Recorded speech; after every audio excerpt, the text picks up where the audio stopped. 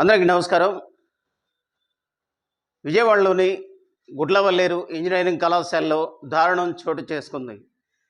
ఇక వివరాల్లోకి వెళితే గుడ్లవల్లేరు ఇంజనీరింగ్ కాలేజీలో గర్ల్స్ హాస్టల్, ఈ గర్ల్స్ హాస్టల్లో బాయ్స్ హాస్టల్కు చెందినటువంటి కొంతమంది ఆకతాయిలు ఈ గర్ల్స్ హాస్టల్లో ఉన్నటువంటి ఒక అమ్మాయిని ఆసరాగా చేసుకొని ఆ అమ్మాయి ద్వారా గుడ్లవల్లేరు ఇంజనీరింగ్ కాలేజీకి సంబంధించిన గర్ల్స్ హాస్టల్, ఈ గర్ల్స్ హాస్టల్ బాత్రూంలో హిడెన్ కెమెరాలు ఫీడ్ చేశారు.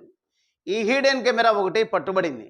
ఈ పట్టుబడిన వీడియోలు సుమారుగా 300 వీడియోలు ఇక్కడి నుంచి ఈ గర్ల్స్ హాస్టల్ నుంచి ఒక అమ్మాయి సహకారంతో బాయ్స్ హాస్టల్కు ఈ 300 వీడియోలు చేరినట్టుగా విశ్వసనీయ సమాచారం. ఈ విషయాన్ని తెలుసుకున్నటువంటి గర్ల్స్ ఆ కాలేజీ ప్రాంగణం అంతా గుమిగూడి అక్కడ వీ వాంట్ జస్టిస్ అనే నినాదంతో వారు ఆ ప్రాంగణం అంతా మారుమోగేలా కేకలు వేశారు. అసలు వారికి జరిగినటువంటి ఈ అన్యాయాన్ని తెలుసుకున్నటువంటి కాలేజీ యాజమాన్యం నిమ్మకు నీరెత్తినట్లుగా ఏమాత్రం ఈ విషయం బయటకు పొక్కకూడదనే నెపంతోనే ఉన్నారే తప్ప బాయ్స్ హాస్టల్లో వాళ్ళు చేసింది ఇది అన్యాయమని అక్కడ ఉన్నటువంటి యాజమాన్యం ఒక్కళ్ళు కూడా ఖండించడం లేదు. ఈ విషయం తెలుసుకున్నటువంటి విద్యార్థిని తల్లిదండ్రులు హూటహూటిన అక్కడికి చేరుకొని వారి పిల్లలకి ఎప్పుడు ఏం జరుగుతుందో తెలియని పరిస్థితుల్లో అక్కడి నుంచి భయభ్రాంతులతో వాళ్ళ పిల్లల్ని ఇంటికి తీసుకువెళ్ళడం అనేది ఈ రోజు నుంచి మొదలుపెట్టారు. అసలేంటి ఇంత దారుణం ఏంటి? ఇది ఎప్పటి నుంచి జరుగుతూ ఉంది అంటే ఒక లేడీస్ హాస్టల్లో ఒక విద్యార్థినిని ఆసరాగా చేసుకొని ఆమెకు డబ్బాస చూపించి బాయ్స్ హాస్టల్లో ఉన్నటువంటి కొంతమంది ఆకతాయిలు 300 వీడియోలకు పైగా అక్కడికి చేర్చారు అని అంటే ఇది ఎప్పటి నుంచి జరుగుతూ ఉంది? ఈ విషయాన్ని కాలేజీ యాజమాన్యం ఎందుకు తెలుసుకోలేకపోయింది? ఇంత దారుణమైన సంఘటన ఇక్కడ గుడ్లవల్లేరులోనే జరుగుతూ ఉందా, ఇక రాష్ట్ర వ్యాప్తంగా అన్ని ఇంజనీరింగ్ కాలేజీల్లో జరుగుతూ ఉందో ఆ పెరుమాళ్ళకే తెలియాలి. చూస్తూ ఉండండి PM9 న్యూస్.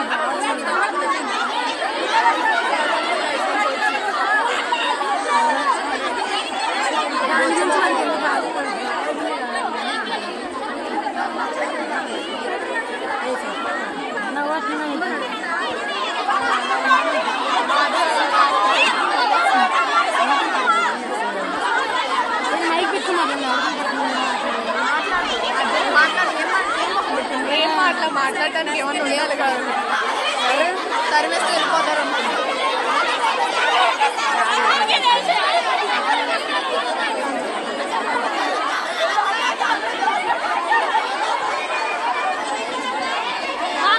సొల్యూషన్ కాదు సార్, అమ్మాయిని పిలిచి ఇక్కడే మాట్లాడండి.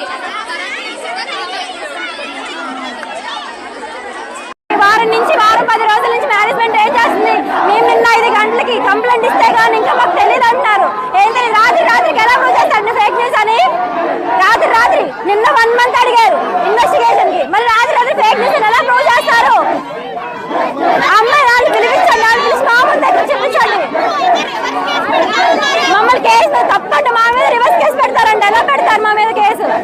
మేము ఏం చేసాం మా మీద పెడతారు.